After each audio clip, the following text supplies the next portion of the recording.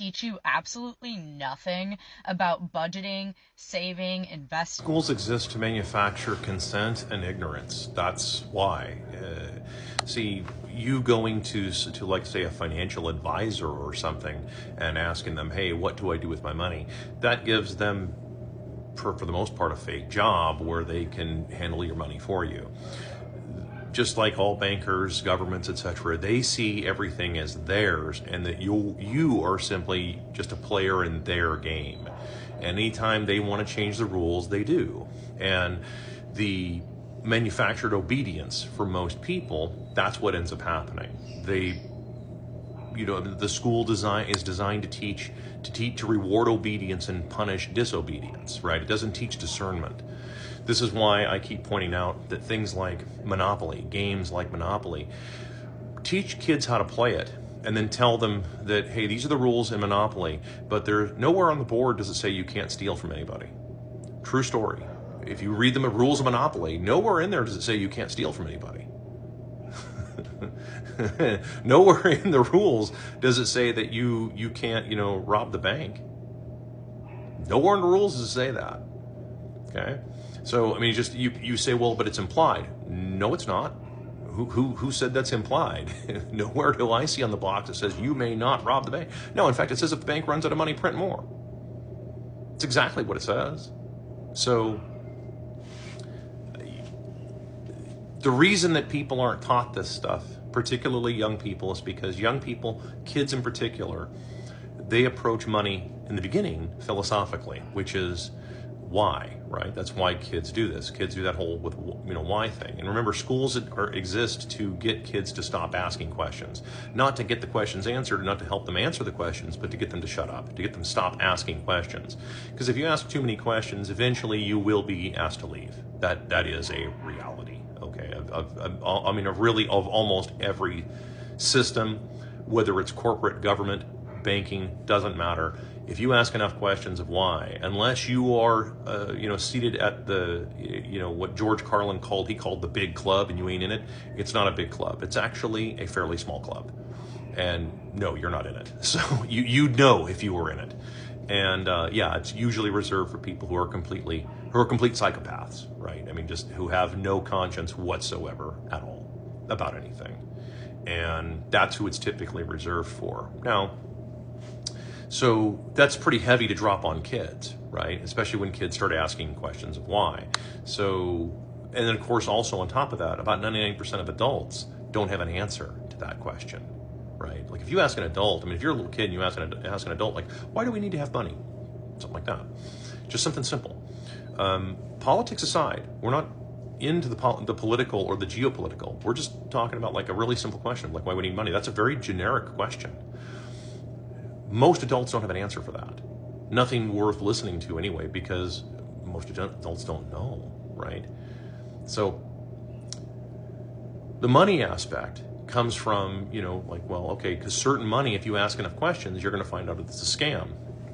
And it's a very specific kind of money. It's called fiat money, or in the case of the US dollar, it's debt-based fiat money. It's even worse than fiat money. Fiat money would be you're just conjuring money out of nothing.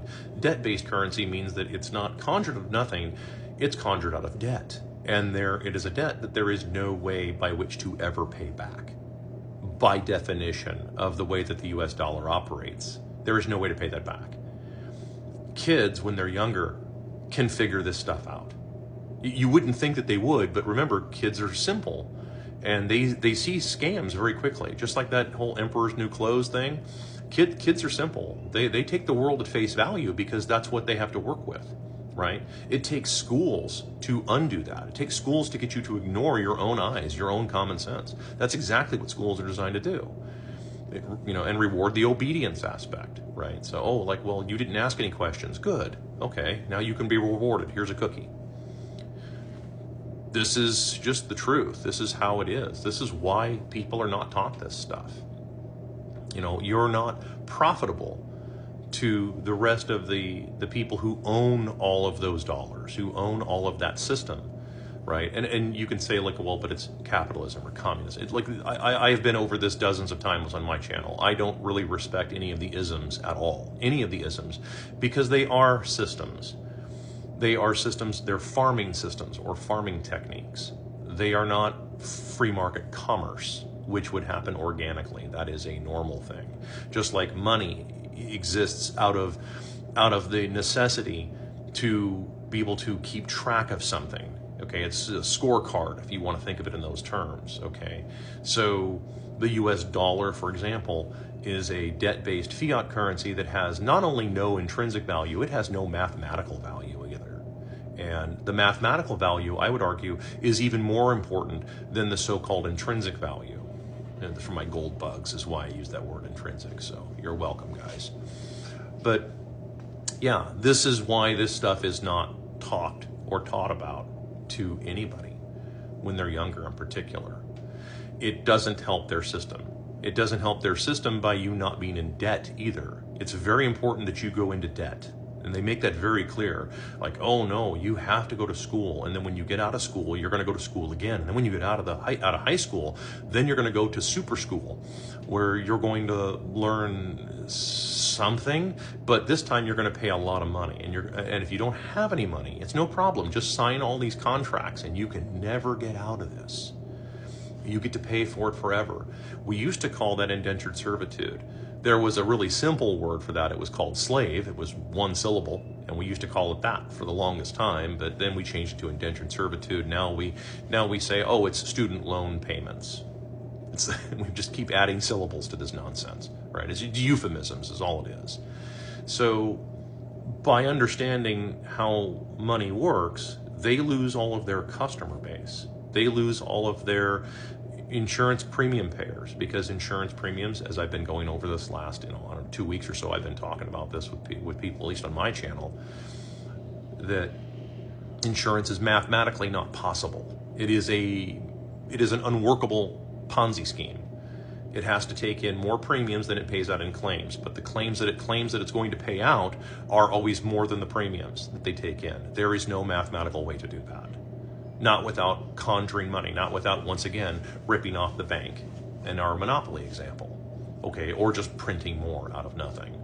And when you print more out of nothing, you create something called monetary inflation. Monetary inflation is precisely why most people at age 65 in the US, if you look it up, the stats, are broke at 65.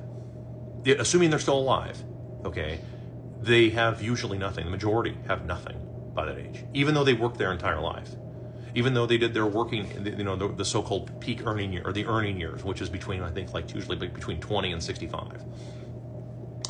So 45 years, and they have effectively nothing to really show for that.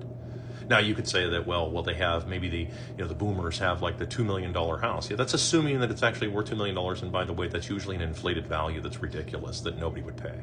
No normal person would pay that. Typically, it takes a hedge fund or somebody else to just, once again, conjure a bunch of money from nothing and then give them some money for it. And then, of course, then there's going to be taxes and on all that stuff that comes out of it. So, in other words, you didn't really even earn any of that. You didn't earn any of it to begin with. It was all just inflation anyway. But you didn't even get to keep what you thought you had, right? Even though you bought the house, you know, back in the day, right? So this is my long-winded answer of explaining why the schools operate the way they do. It is deliberate. I would tell anybody, if you have kids in school, you should be taking them out. If you are a young person, if you're a kid who's watching, first of all, you're not really supposed to be watching my channel. My channel is 18 plus. But I would still tell you, you need to leave. You need to leave. Schools do not have your best interest in mind. Neither do universities anymore. None of them do. None of them have your best interest in mind. None. You are very much on your own, my friend. And you be very careful who you trust and who you believe, because there's really very few people left willing that are worth listening to, and who don't want your money. They're not trying to scam you. They're not trying to get anything out of you. There's very few people that are like that anymore. Okay? So that's my answer.